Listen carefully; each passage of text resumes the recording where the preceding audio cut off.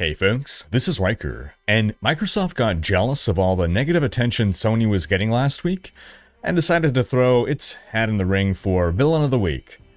And then EA said, hold my beer, and showed everyone how it's really done. We'll talk about exactly what Microsoft did to get a bunch of different devs speaking out against them, and what EA did to try to one-up them. And we'll also talk about Sony's surprise redemption arc, and how the Helldivers community succeeded in doing something absolutely incredible and basically unseen before. We'll also cover the latest Diablo 4 news, the devs did a round of live interviews with a few of us creators from the community, and some other gaming news highlights. But first, a word from our sponsor, Squarespace. I built my website, Rhykker.com, using Squarespace, and I was able to do everything myself, quickly and easily, and with zero education in the field. All thanks to how easy Squarespace is to work with. Watch how easily I updated the Diablo 4 section of my website to include my latest videos. Squarespace is flexible for any kind of website, with tons of templates that you can easily customize to your needs, no knowledge of coding required. And with their new Fluid engine, it's easier than ever. You just drag and drop elements to move and resize them. You can even set up a custom merch shop with Squarespace now. You just design your products and they handle production, inventory, and shipping. Basically, if you want to build a website, I recommend Squarespace. It's the all-in-one platform for building your brand and growing your business online. Stand out with a beautiful website, engage with your audience, and sell anything. Your products, content you create, or even your time. Squarespace is offering my viewers 10% off your first purchase with them. Just go to squarespace.com/Rhykker or click the link in the description to start your free trial and start building your online presence. That's squarespace.com/RHYKKER and use code Rhykker to get started today. Now let's kick things off with some quick news.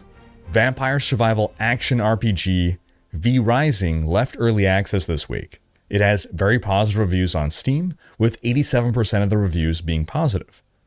On OpenCritic, it has a top critic average score of 83 out of 100, with 85% of critics recommending it. And if you're like me and aren't crazy about the survival side of survival games, this one has plenty of options to let you tweak difficulty so you can focus more on the combat if that's what you prefer. Roguelike Hades 2 has hit early access this week, and the game is already looking like it's going to be a hit.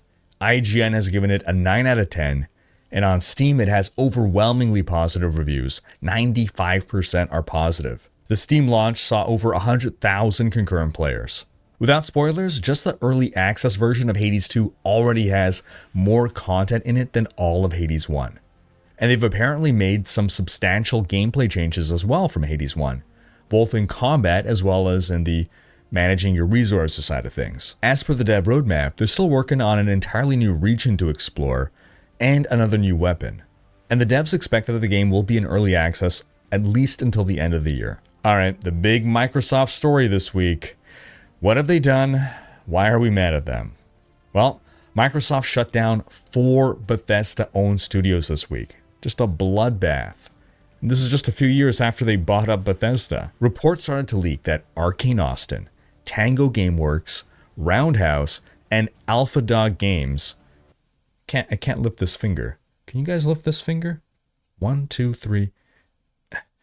I can't do it. I guess they just shut 3 studios, never mind. So reports are saying that those 4 studios were closing, and also that voluntary severance agreements were being offered to staff at ZeniMax. And these leaks started to be corroborated by employees who were let go. According to a leaked memo, the studio closures are part of an effort to cut costs across Xbox and refocus its resources on high-impact titles. Arcane Austin is the studio that made Redfall, which is a game so bad that the CEO of Microsoft Gaming actually apologized for it. So, not a big surprise that they were shut down, though still a shame, because they're the team who made Prey in 2017, which was a great game, and it sounds like they were just saddled with making a multiplayer looter shooter with microtransactions. It does sound like most of the talent that made Prey had actually left the studio before Redfall even released, though. And I have no idea now what's happening with Marvel's Blade. They were working on a Marvel's Blade game. Is that just canceled? Is Microsoft moving that game to another team? I mean, it's a deal with Marvel. I imagine they want to retain that. As for Redfall, the game itself, it is done. The servers will stay up though, but the devs have announced that there will be no further updates to the game. And with the studio closing, I mean, hey, what can you expect? The game was basically just a year old. But while you can maybe understand why Arcane Austin was shut down, Tango Gameworks closure is inexplicable. They made the surprise hit Hi-Fi Rush. That's the rhythm game that released out of nowhere last year, received critical acclaim, and hit 3 million players within a few months of launch. Allegedly though, most of the talent that made Hi-Fi Rush had already left the company. Shinji Mikami, the studio head, he left a year ago. But still, just 9 months ago, industry insider Jeff Grubb was saying that Microsoft was pleased with Hi-Fi Rush's success, and they were planning to reinvest in Tango. Then Alpha Dog Games, aka ZeniMax Halifax, they were a studio that made mobile games. They've been around for 12 years. And then Roundhouse Studios, they're basically the reformed Human Head Studios. They'd made Rune back in 2000, Rune 2 in 2019, and they're having their staff folded into ZeniMax. So the studio's being closed, but at least people are keeping their jobs. They're just now being put into ZeniMax Online Studios to work on the Elder Scrolls Online. Also, apparently a small number of people in Bethesda publishing and corporate roles are also being laid off. Microsoft hasn't revealed exactly how many people are losing their jobs, but estimates are about 200. And lots of people are sad or mad about this news, including lots of people who work in the industry. The head of Arcane Lyon, which is also owned by Microsoft, and is basically a sister studio to Arcane Austin. Austin is the one being shut down. Lyon is not being shut down, but the head of Lyon said on X, quote, "This is absolutely terrible. Don't throw us into gold fever gambits. Don't use us as strawmen for miscalculations or blind spots. Don't make our work environments Darwinist jungle. You say we make you proud when we make a good game. Make us proud when times are tough." Man, that hits hard. Then Emma Kidwell, a writer for Firaxis, said on X, quote, "Extremely cool and not devastating at all how even studios and devs who make award-winning or best-selling games aren't safe from restructuring and divesting resources elsewhere." Helldivers 2 CEO Johan Pilstead wrote on X, quote, "I don't understand the closure of Tango Gameworks. I mean, why close instead of divest?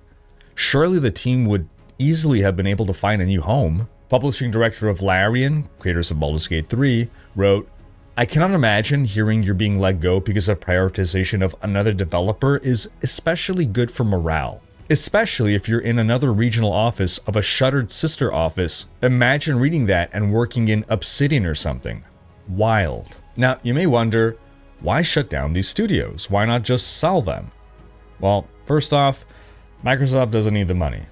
I mean, they do need the money, but they don't need it that badly. They don't need it badly enough to sell off what they consider to be the most valuable part of these studios, the intellectual property. Hi-Fi Rush, great game.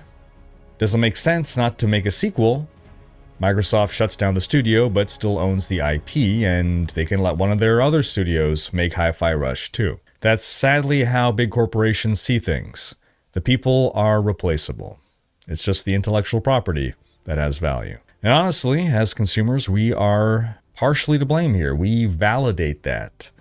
When we see a sequel to a game coming out, we get hyped for it, even if it turns out that none of the people who made the original had anything to do with the sequel. We need to be first and foremost fans of creators, not fans of products. But then EA comes in and says, "Hey, what about us? Doesn't everybody hate us? No one has expressed hate towards us in a while. Let's fix that." During the Q&A portion of their latest earnings call, someone from Goldman Sachs asked about dynamic ad insertion in traditional AAA games. And the CEO of EA, Andrew Wilson, said, quote, "Advertising has an opportunity to be a meaningful driver of growth for us. That means money. We have teams internally in the company right now looking at how we do very thoughtful implementations inside of our game experiences." In other words, yes, you're right, placing dynamic ads in our single-player AAA games is a great idea, and we're already working on a way to do it that minimizes player backlash. Because paying $70 isn't enough anymore. Adding microtransactions isn't enough anymore. They also need to make ongoing ad revenue by finding some way to not just bake ads into the game, no, but have dynamic ads that they can change out like real-life billboards that advertisers pay for over a certain amount of time. You bet that your single-player game will need to be always online so that they can send those sweet, sweet ads right into your game. Did you know that Nuka-Cola has a 2-for-1 special going on right now? Get off your fat gamer butt and go to the store and buy some right now. Quantities are limited. Now, EA has tried to put ads in games before. Back in 2004, they put ads on billboards inside of Need for Speed Underground 2. Most games would have probably put fake ads on those billboards, but EA put real ads for real companies like Burger King. At the time, players kind of accepted this since it seemed realistic, like as in the game was a real-life game trying to be somewhat realistic, so real billboards, real companies, okay, I guess you can give a pass there. But then in 2020, EA ran full-screen in-game ads, like an actual YouTube ad, right? Just overtakes your screen. Full-on, full-screen in-game ads for the boys inside of UFC 4. And players hated this so much that EA removed the ad quickly thereafter. So I'm sure they're cooking up just the right way to get us to accept ads without too much backlash. But now onto the story of redemption, Helldivers, and Sony. As we covered last week, Sony sprung on PC players of Helldivers 2 that they had to link their Steam accounts to a PSN account by a specific upcoming deadline or no longer be able to play at all. Now, while it was always specified on the Steam page that a PSN account was needed to play the game, there are regions in which you just can't make a PSN account. Places in the world where this just isn't an option, but the game was still sold to players in those regions. So this led to a whole big backlash within the community, leading to an enormous and sudden amount of negative reviews hitting the game. Lots of players started to request refunds on Steam, and Steam began to honor them, even for players who had played beyond the typical 2-hour refund window. Steam also added numerous restricted regions in which players could no longer purchase the game, the regions that corresponded to places without PSN access. In addition to the explosion of negative reviews, the Helldivers community started to try to organize a boycott from May 9th, that's when the next War Bond, or Battle Pass, was scheduled to release, although many players had basically already stopped logging into the game once the fiasco began anyway. The CEO of developer Arrowhead took some responsibility for the mess, saying on X, quote, "I do have a part to play. I am not blameless in all this. It was my decision to disable account linking at launch so that players could play the game. I did not ensure players were aware of the requirement, and we didn't talk about it enough. We knew for about 6 months before launch that it would be mandatory for online PlayStation titles. To clarify, when the game launched, there were big problems that prevented many players from even logging in and playing, and they were able to solve some of those problems and let players actually play the game by disabling the requirement to have your Steam account linked to a PSN account. And the plan was always to reinstate this at some point. But this just wasn't really communicated, or not communicated clearly enough. And I think if it hadn't taken them so long to do this reinstating, right, if it was just a couple of weeks or something, I think all of this would have gone over better. But because of all this, we end up with what may just have been the most devastating, concentrated attack of negative reviews we've ever seen. Helldivers 2 reached overwhelmingly negative recent reviews on Steam. Over 220,000 negative reviews in the span of about 2 days. It became the non-free game on Steam with the most negative reviews ever. I can only imagine how the devs felt.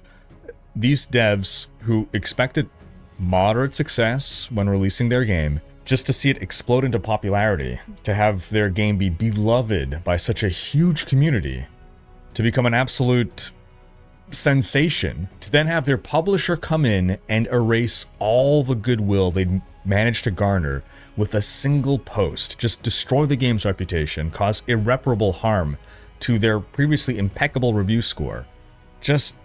It was just depressing. But then, the seemingly impossible happened. Sony actually gave in. They dropped the PSN account requirement. This news dropped late Sunday night Pacific time, so early Monday in Japan. Not only had the people managed to get Sony to walk back their ultimatum, they made it happen over the course of a weekend.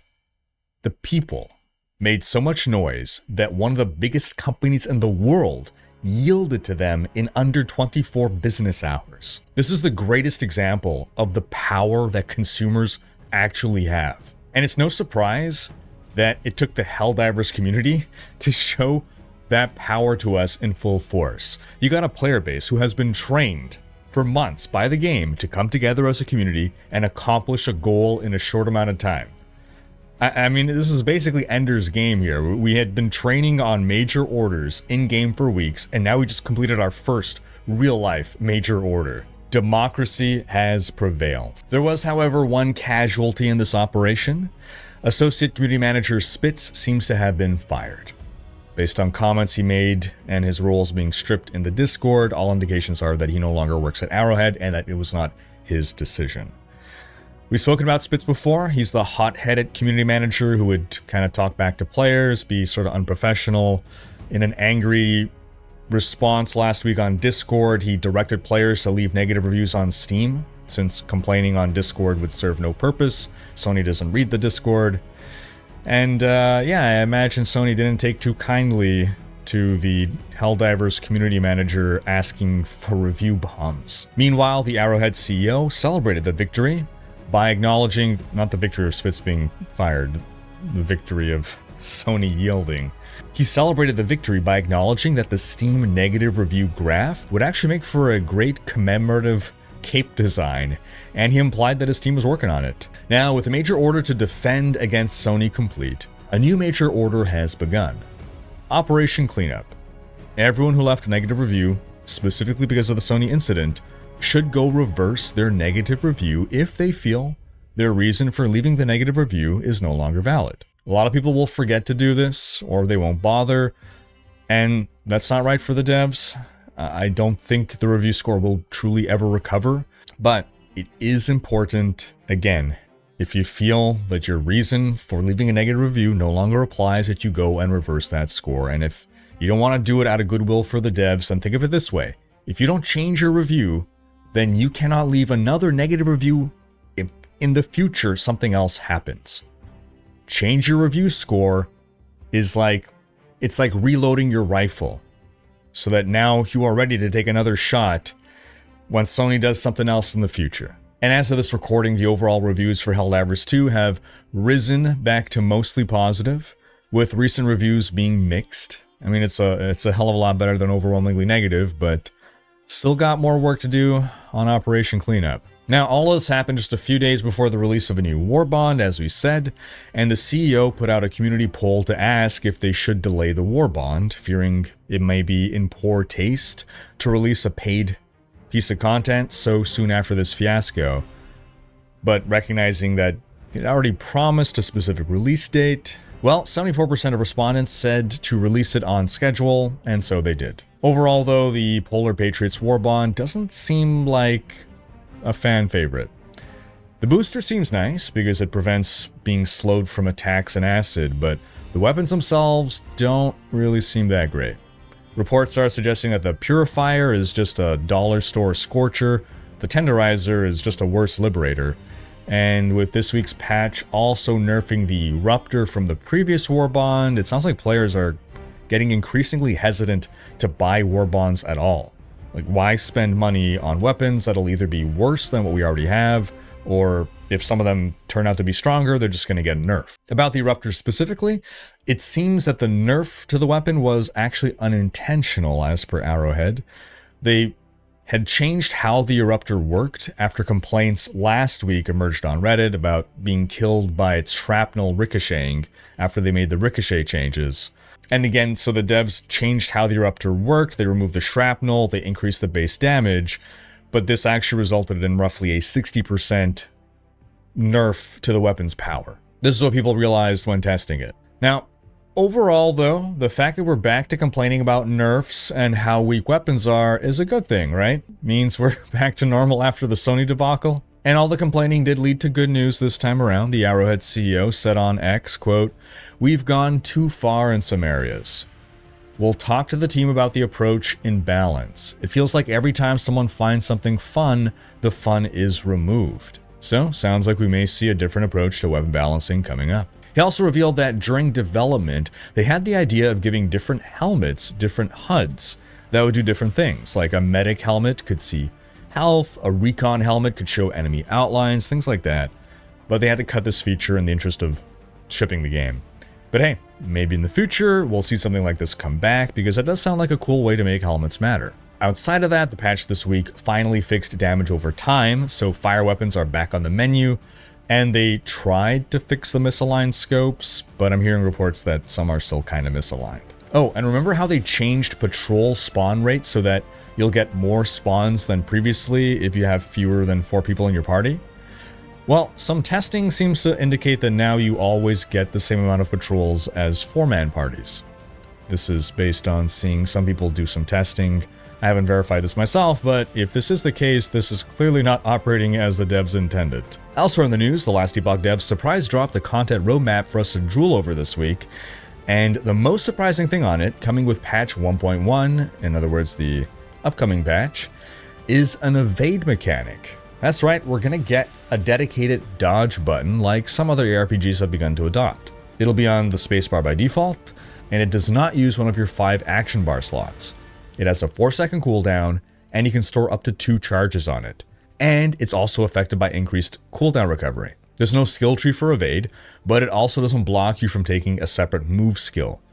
And it doesn't share a cooldown with other move skills. The devs explained that they wanted to add this evade so that movement skills feel less necessary to take, and therefore it's more of a build decision whether you want to take an extra mobility skill. And this also allows them to have more freedom to design more dynamic boss encounters that require more repositioning. Basically, previously they had to build encounters around the assumption that not all builds will use mobility skills. Now they know that every character will by default be able to dodge out of danger quickly, and they could make encounters around that fact. Great change, and I look forward to seeing how this alters their future boss design. Outside of that, patch 1.1 will also bring Harbingers and a Pinnacle boss, as well as random Nemesis encounters. We didn't get any explanation for anything else on the roadmap, so your guess on all these things will be just as good as mine. I know that Diablo 3 on console had something called the Nemesis system, in which a super tough boss would randomly spawn in your game and attack you, and if it killed you, then it would leave your game, randomly pick someone on your friends list who was online at the time, and then pop into their game even stronger, and this chain would just continue until it was eventually killed. Shadow of Mordor also has something called the Nemesis system, which works very differently from Diablo 3's, but the basic gist is that monsters will remember you and what you've done. So maybe you'll encounter an enemy that you've encountered before, but now he got an upgrade. Maybe he got promoted to captain or something. And he's going to be better suited at taking you down based on your specific playstyle and loadout. And I can see something like that translating into an ARPG. A random enemy that spawns that is designed to counter your specific build somehow. Again, I don't know what they're actually doing in Last Epoch, just theory crafting here. Then in patch 1.2, we're getting Primal Hunt endgame events. More endgame is great. Primal Hunt suggests we may be going out to find something specific here. We're also getting a new story chapter to see the continuation of the campaign within the ancient era. Hyped to see where the story goes. We're also getting Primordial Uniques. Sounds like a new tier of unique item that is clearly themed with this whole ancient era, and I'm guessing that these will be the most powerful class of uniques in the game. Then in patch 1.3, we're getting an expansion of the Monolith of Fate endgame system. Wonderful. We're also getting unique false echoes. Sounds like more stuff that goes inside the monolith to shake things up. And also new procedural side zones. So more content to explore there, that's great. We see a heavy spider theme here in the artwork, so either the false echoes or the monolith expansion may include some new spider boss maybe? Then in patch 1.4, we're getting something called skill sigils, which, based on the image, seems to be an even greater amount of skill customization. The absolute mad lads.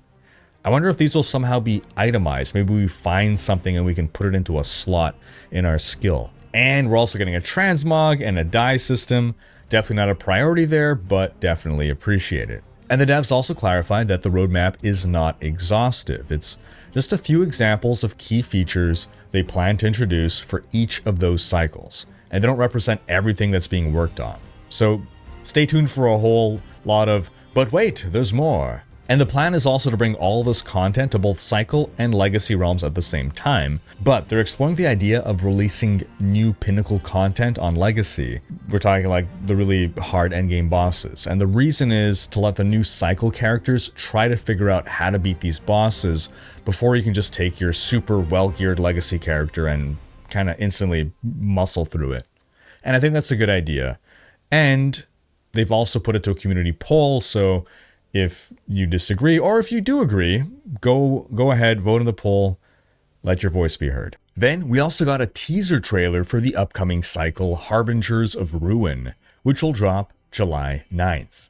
Details to come about what Harbingers of Ruin is all about. Then lastly, in Diablo 4 news, with Season 4 releasing next week, the devs did a round of interviews this week with a few creators.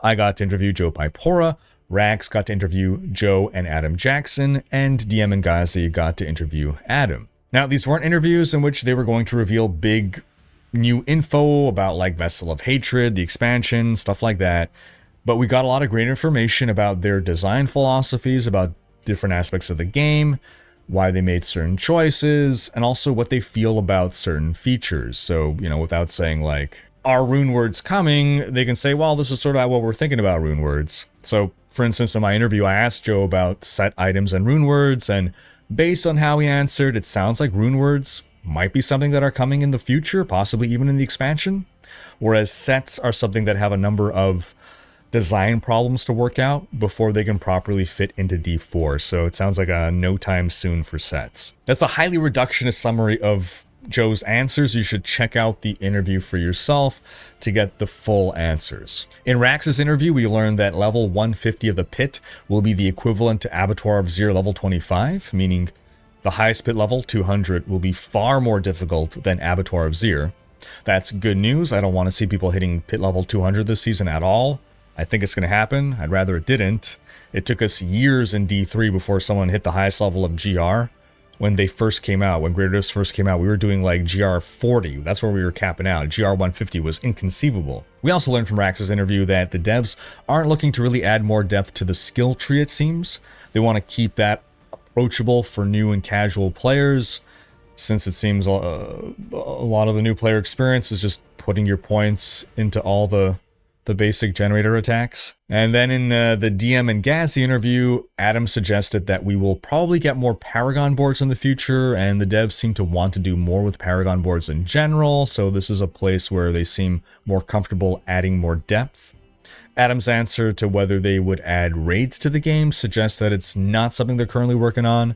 There seems to also be no PvP changes coming, and offline mode seems completely unlikely.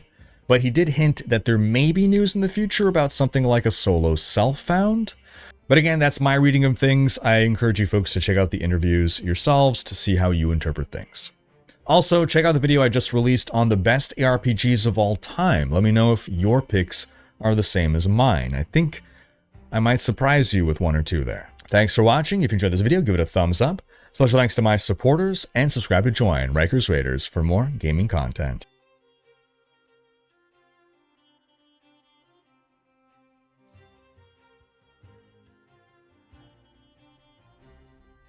What is wrong with me? Get up! Get up!